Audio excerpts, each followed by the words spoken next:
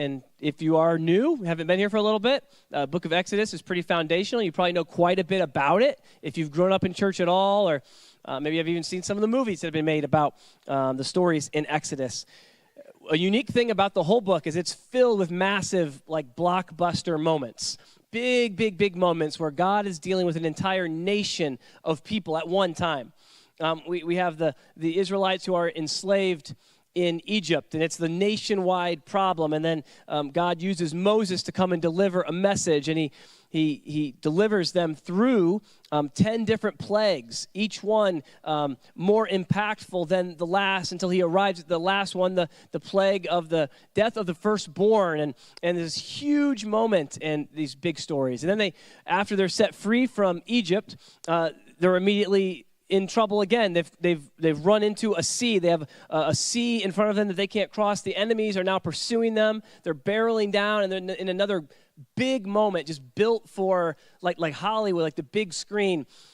God splits the sea in half, and the people walk through the middle of it. Instead of taking them around it or putting them on a boat, he says, "Oh, no, I'm God, and I'll do it my way." He splits the water, something that's just inconceivable, and they walk across the land, not on slippery, muddy ground, but on dry ground.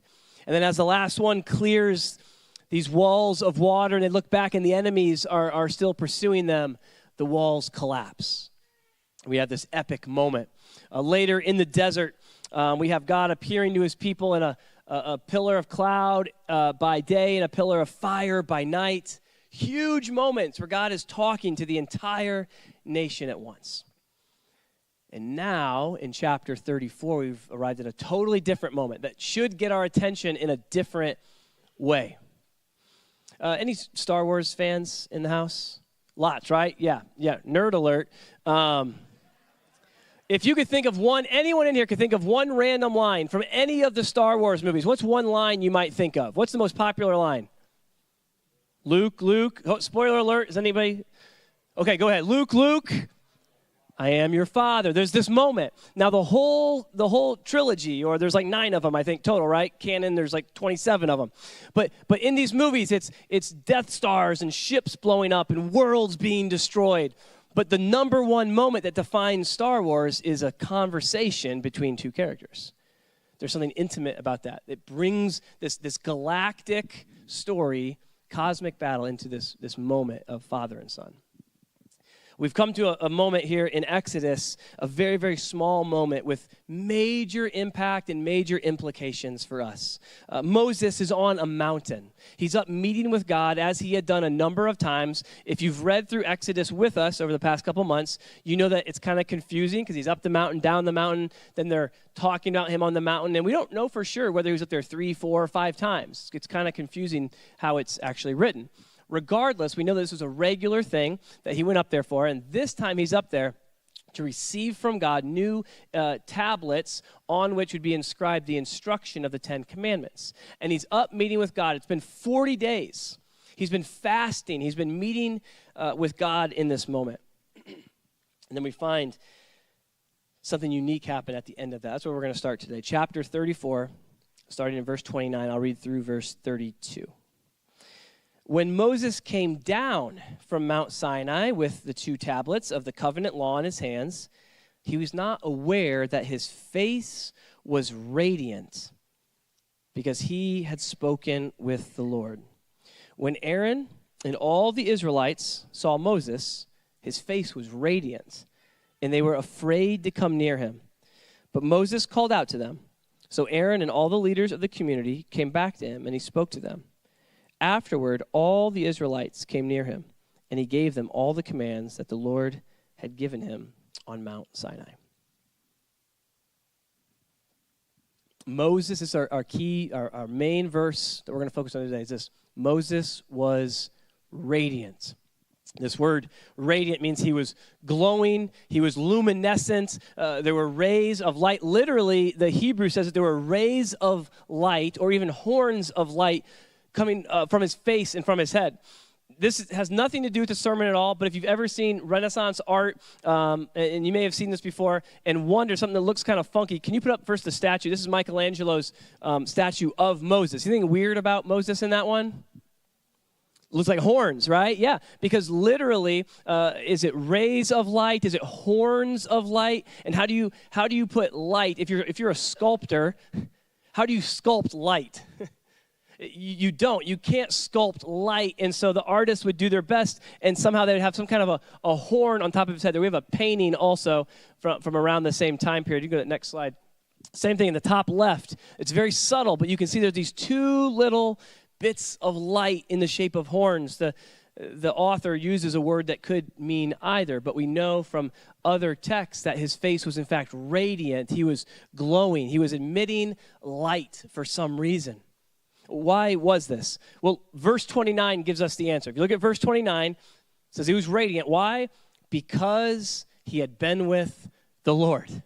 That's it. It's because he had been with the Lord. He'd been speaking with God. He was reflecting that which he had experienced. This wasn't something he chose to do. He didn't even know it at first. The other people had to tell him because they were nervous. They were afraid. This was kind of weird. Now, here's a question, though. Moses had been up on the mountain 3, 4, or 5 times. This is the last time. No other time when he comes down is it reported that he was radiant, that he was glowing, that he was luminescent, phosphorescent, could light up a room, okay? No other moment like that. This is the only time. Why? What was different about this time when he had met with God before? He had gone to this specific mountain and interacted with God. Something very specific, something different had happened. And we see that if we go back one chapter to chapter 33. Now I'm going to read this one. This one's a little bit longer. This is verses 12 through 23. 12 to 23. Moses said to the Lord, "You have been telling me, lead these people, but you have not let me know whom you will send with me. You have said, I know you by name, and you have found favor with me. If you are pleased with me, teach me your ways, so I may know you and continue to find favor with you. Remember that this nation is your people." The Lord replied, "My presence will go with you, and I will give you rest." Well, then Moses said to him, "If your presence does not go with us, do not send us up from here. How will anyone know that you are pleased with me and with your people unless you go with us? What else will distinguish me and your people from all the other people on the face of the earth?" And the Lord said to Moses, "I will do the very thing you have asked, because I am pleased with you and I know you by name." Then Moses said, "Now, show me your glory." And the Lord said, "I will cause all of my goodness to pass in front of you, and I will proclaim my name, the Lord, in your presence. I will have mercy on whom I will have mercy. I will have compassion on whom I will have compassion. But," he said, "you cannot see my face, for no one may see me and live."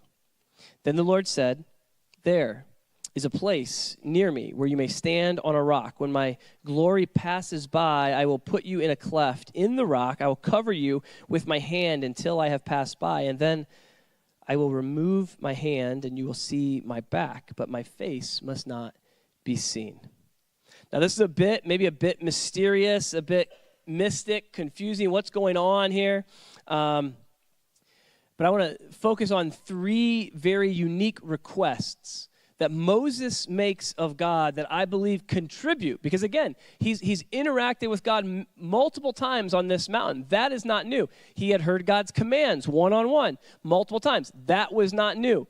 But this last part of him getting a glimpse, just a glimpse of God's presence, that was new.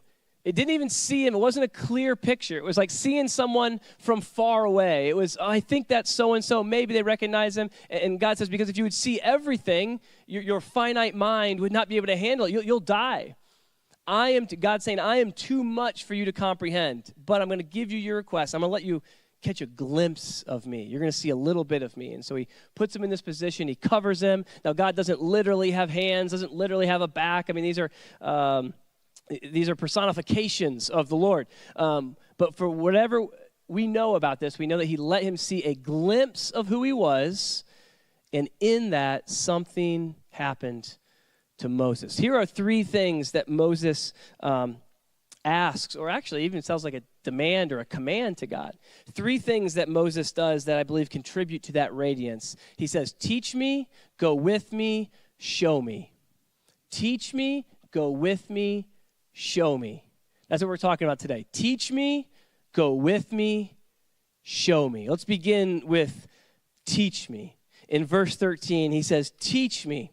If you are pleased with me, teach me your ways so that I may know you and continue to find favor with you. There is a sociological concept called the Dunning-Kruger effect. Has anyone heard? One person in the first service. Has anyone heard of the Dunning-Kruger effect? 2. You're in the same family. Kind of counts. Anyone else? 3. Okay, we got a couple, maybe. Okay, there we go. More than the first service. Great. Dunning-Kruger, here's a little chart about it. I'll walk you through it in a moment. But the easy way to think about the Dunning-Kruger is this, is that when people who know very little about something think that they know a lot.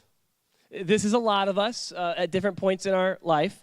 But when you know very little about something, yet you think you know a lot, and you can't see your own limitations, you overestimate your skills, you overestimate your knowledge. On the other hand, those who really do know a lot about a topic, about a field, about a subject, often underestimate themselves because they realize how much they still don't know.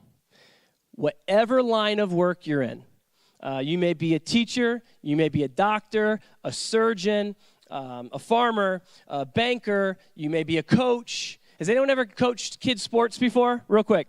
Okay, the ones who have experienced kids' sports know this one because you have worked with the kids. You're the one who's showing up. Maybe you leave work early. You get there. You're working on plans, kids' sports. You're the one who's giving up your time.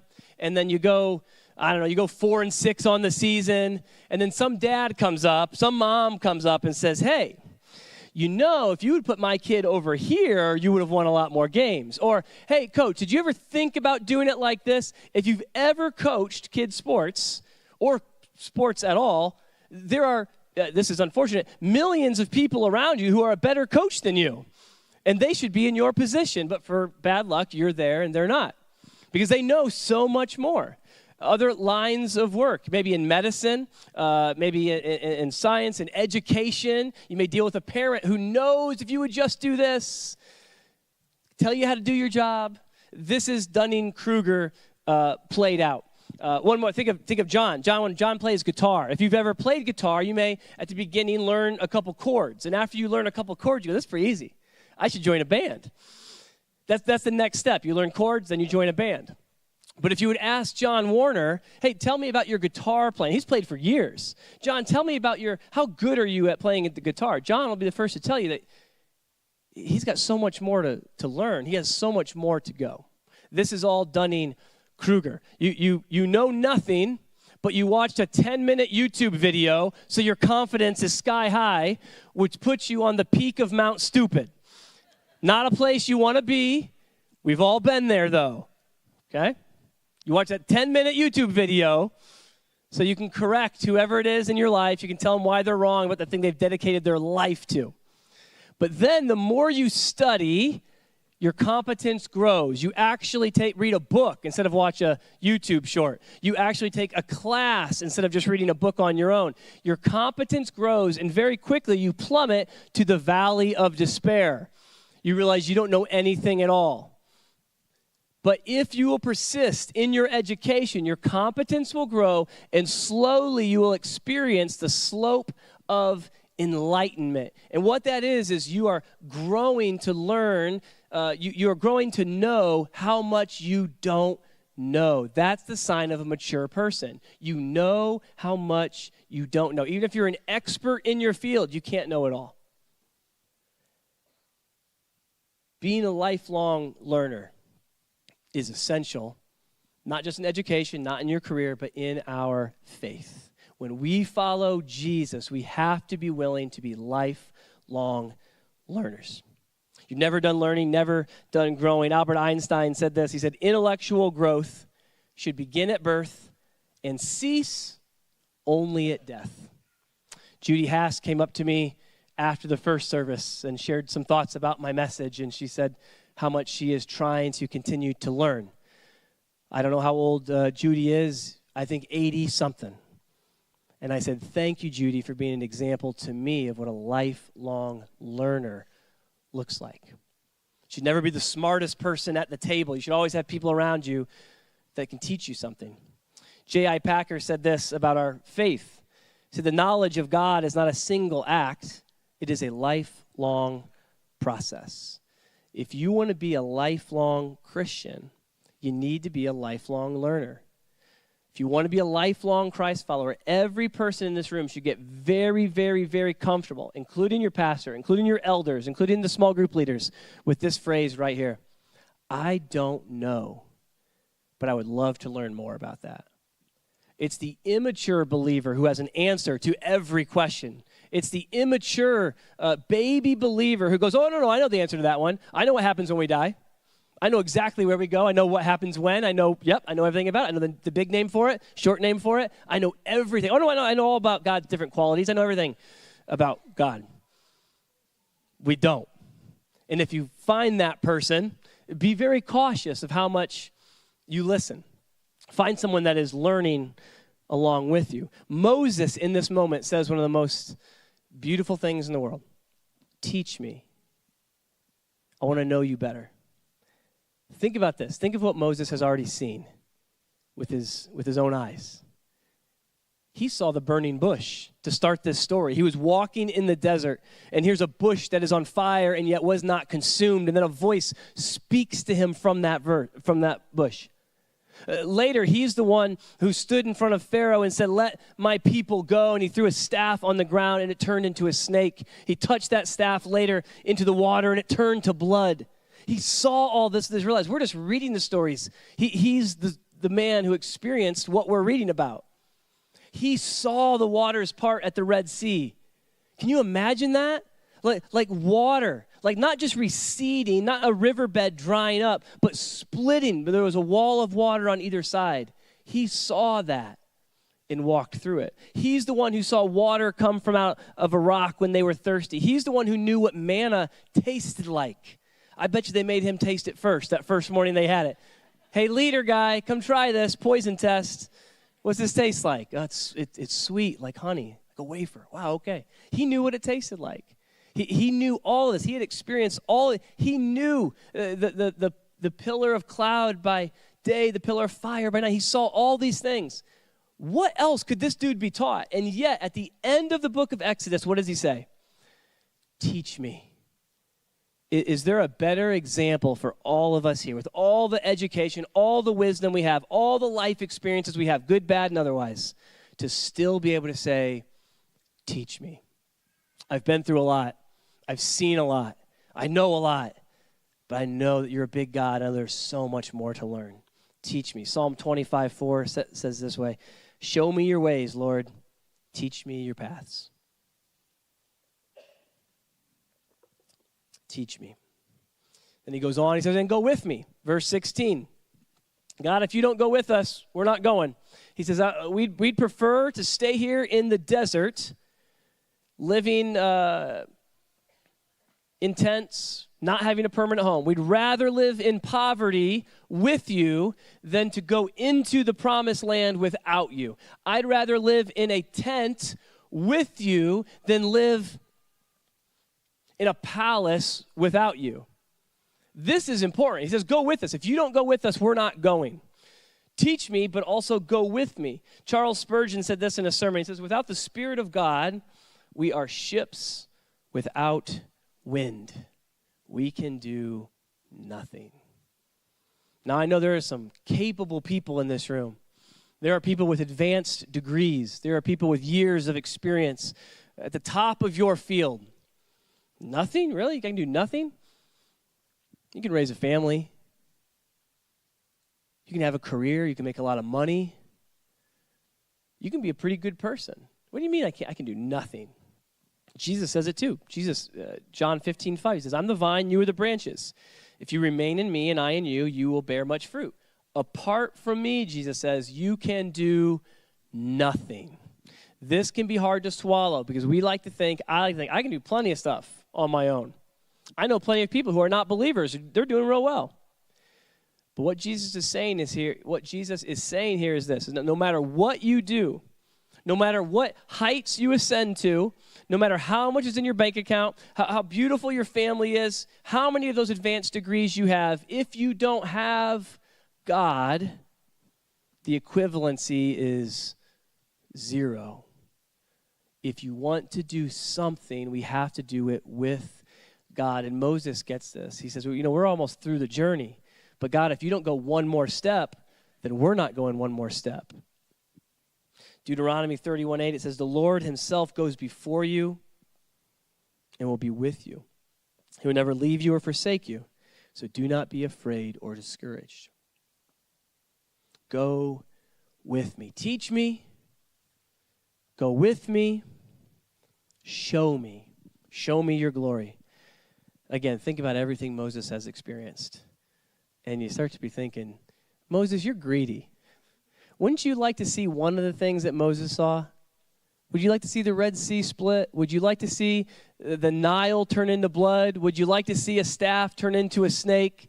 Would you like to see one of these things like in 2025? All right, God, we're here. We're trying our best. Could you just peek down and show us that you're there at all? Show me one thing, God. Here's Moses. He's seen 50 things, and he's greedy. He wants more. God, now show me your glory.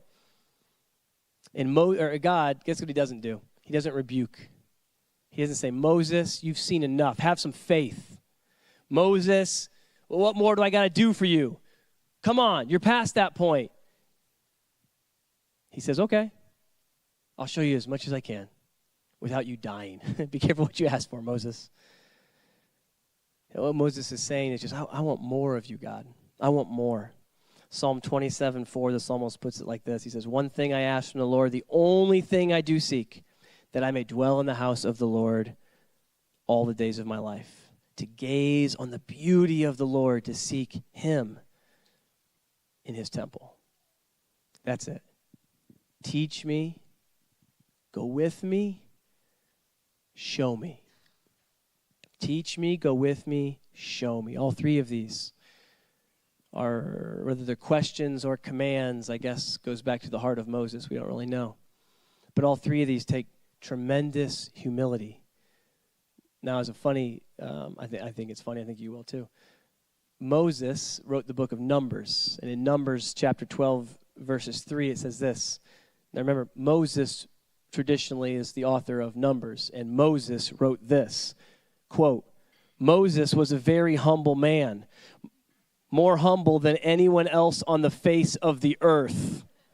Look that one up. That's real. There's no edit.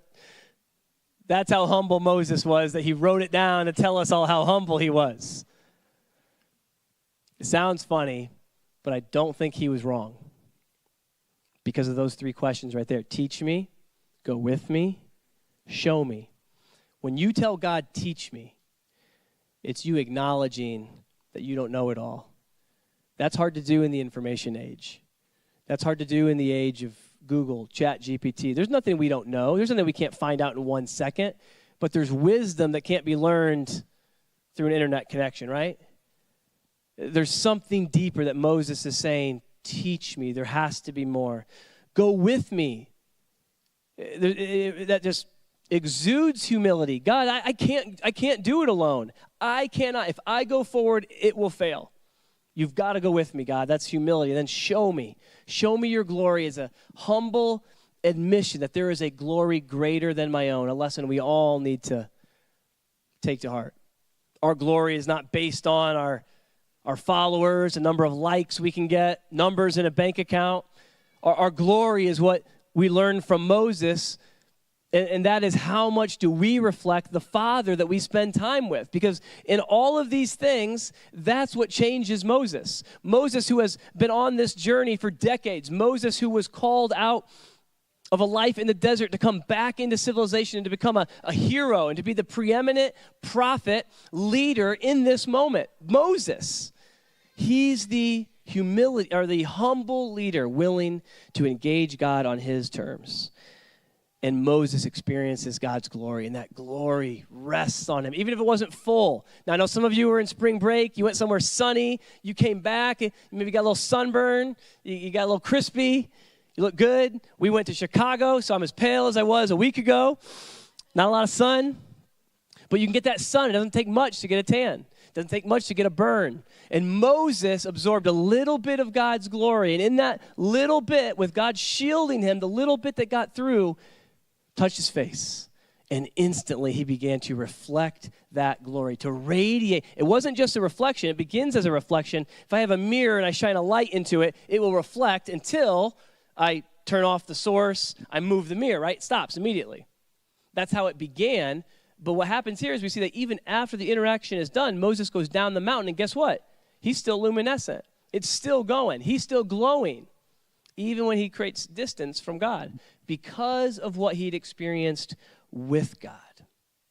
Now, we've tried to allude to this every single Sunday, as we talked about from Romans 15:4, that everything written in the past was written to teach us. Here's another way to kind of illustrate that. The Old Testament, the whole Old Testament, is the New Testament concealed. And the New Testament is the Old Testament revealed. Easy way, maybe a challenging concept, so think about it a little bit, but it's maybe an easy way to remember how these two parts of the Bible relate. The Old Testament is the New Testament all covered up, all wrapped up. The New Testament is the Old Testament revealed, opened up. The wrapping paper is off. Oh, I see it now. Everything in the Old Testament points to the New Testament.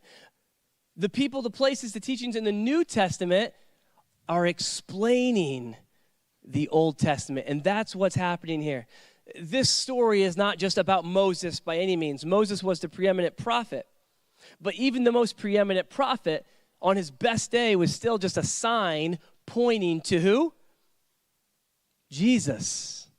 Jesus. The whole Old Testament points to the coming of Jesus. The glory of Moses was reflected and then radiant, but the glory of Jesus is inherent. Jesus, church, is the better Moses. Anything good that Moses did, Jesus does it more fully. Moses led people out of slavery in Egypt. Good. That was a one-time thing for a certain group of people. Jesus leads everyone who is willing out of slavery to sin. Not one time, but for eternity. Not one group of people, but open to every person who would call on his name. Hebrews chapter 1, verse 3 begins like this, talking about Jesus. The Son, Jesus, is the radiance. There's that word again, the radiance of God's glory. And he's the exact representation of his being, sustaining all things by his powerful word. God is not an old, muscled-up guy with a huge beard sitting on a cloud with a lightning bolt ready to throw it at you if you say a bad word. That's Looney Tunes. That's cartoons. That's silly. Do you want to know what God looks like? Look at Jesus. Go read Matthew, Mark, Luke, and John. Do you want to know how God thinks about us? Go read the Sermon on the Mount. Jesus is the representation of God. Now, Moses was a sinner. He was a man, he was a human, and yet God glorified him because God glorifying Moses was not an attaboy or a pat on the back saying, great job, man, you've done really, really good for these 40 years or whatever. You've done really good, Moses. You've done better than anybody else. So I'm going to show you my glory, and you are going to reflect and radiate my glory for a while. No. Moses was a sinner, and actually we read later in the other texts in the Old Testament that Moses had times of doubt. Moses doesn't even get into the promised land because he doesn't believe God on all of his promises. It doesn't end well. It doesn't end perfectly for Moses because he was human. But God chose to use an imperfect human to reflect his perfect glory to who? To the rest of the world. Now you see this? Now he said the Old Testament is the New Testament concealed. The New Testament is the Old Testament revealed. You see where this is going, right? I'm trying to spell it out so maybe you can jump ahead and get there before me. But you can see where this is going, and I didn't make this up. Here's what we read in 2 Corinthians, how we kind of see everything coming together. Because to meet with God is to be transformed by God. That's that attitude of expectation. Here's what Paul writes. He says, we are not like Moses, who had to put a veil over his face. Now, there's a reference there. Go read the rest of chapter 34. We don't have time for all of it today. We are not like Moses, who would put a veil over his face to prevent the Israelites from seeing the end of what was passing away. So what would happen is Moses would meet with God. There was this radiance. It was bright. It scared the people. He put a veil over his face. But over time, away from the Father, the radiance seemed to die down. And then Moses could go meet with the Father again and experience part of this. And then apparently the radiance would increase. He put the veil back on when he would go back down. So Paul continues in verse 18. He says, and we all who with unveiled faces contemplate the Lord's glory, we are being transformed into his image with ever-increasing glory, which comes from the Lord, who is the Spirit. That's our goal. That's what we want to. When I say come expecting, when I pray and say, God, would you change us today? This is what we're talking about. Not that he would just change us a degree over here, fix this bad habit, bless me over here. No. Simply that God would make every person in this room look more like Jesus. Just look more like Jesus. That we would reflect God to the rest of the world because we look like Jesus. This idea of radiance, Jesus teaches in John chapter 8. He says, I am the light of the world. I am the light of the world. But then in Matthew chapter 5, he says, you are the light of the world. So which one is it, Jesus? See, Scripture contradicts itself. What's going on here? Which one's true? Yes. Because Jesus is the light of the world, we are then the light of the world. The moon only reflects, the moon that we have, our moon, satellite around our world, does not give off radiance of its own. All it does is reflect light. At night, you go, where's the sun? Well, it's reflecting, it's shooting on the moon in a way we can't see, so we can see the light in an otherwise dark world. If we didn't have the moon, we'd have a very, very, very dark night. But we have the moon, so at night we have a lesser light that rules the night, and at the day we have the sun, things all of us know.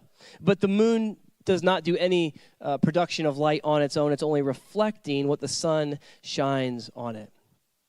Here's where we wrap up today, is that we've been called to be radiant to a dim and dark world. To dim and dark schools, to dim and dark families, cul-de-sacs, neighborhoods, workplaces. Dim and dark. And there's a world of people who desperately need light. People say, well, I'd believe in God if those Old Testament stories were true. If God would actually show up. He did a lot of cool stuff in the Old Testament, says the atheist, the pessimist, just the non-believer who's resistant to this. If God would do something like that, if God would show up here, well, then I'd believe. Do you know that God has done everything necessary to be visible in the world today? Doesn't need miracles. Doesn't need seas to be split apart. Do you know all he needs? Do you know all God needs to be visible in the world today? Do you know what it is? Look around this room. Do it. Turn your head to the left and the right. Do it. You can do it. I promise. This is it. This is plan A. God shines his light on us. We experience it in worship. We experience it in prayer. We experience it when we read the word, when we're generous. And we do that publicly here at church. We've got to do it privately as well. And when that happens, guess what? We begin to shine. You begin to live differently. You have an attitude. You have joy that cannot be impacted by disease or disaster. You have peace that cannot be brought down by chaos in your life. The world doesn't have that. To the world, chaos is bad. Death and destruction is the worst. There's no hope. But we are the hope bringers. We are the light providers, not because we have it in ourselves, because we're just shining what Jesus has shined on us. Being with Jesus should result in us looking and shining like Jesus. The world needs it, church. John's going to come up. We're going to close in a song today. as I was thinking of ways to wrap up our message today, as a kid, I watched Mr. Rogers' Neighborhood. I loved it, Mr. Rogers. Won't you be my neighbor? Fred Rogers was a saint. Love Fred Rogers. And he tells a story about as a kid being very scared at moments when there'd be a scary thing happening. He'd see a car wreck. He'd see something on the news that would scare him as a little boy. And you may have heard him tell this story, but he would say his mom told him, hey, in those scary moments, look for the helpers. You ever heard that? Look for the helpers. It's really encouraging. Oh, beautiful. In those moments that are scary, look to the helpers. Let's be reminded, it's not as scary as it is scary, but there are also helpers. Let's look for those. What I want to encourage us for today is that we need to be the kind of people that when the world seems scary, when things seem dark, we can say, hey, look for the light. Look for those shining the light. Look for those who are living differently. Look to those who will say yes to being generous, to being kind. That's us, because we've been changed. If you're a follower of Jesus, if you're a Christian, your life should look differently, that when the world is dark, people turn to you instantly. The way people would be drawn to the one person carrying a lantern if the electricity went out. Look for the helpers is nice. Look for those shining light is what we've been created to do. Teach me, go with me, show me your glory. Let's pray together today. Father God, thank you for this opportunity to be changed. Oh, Jesus, would you change us? Would this not be routine? Would you keep us from being routine? Would you keep us from sliding into something that would just be show up, experience, leave. Show up, experience, leave. Would we be changed by your power, Holy Spirit?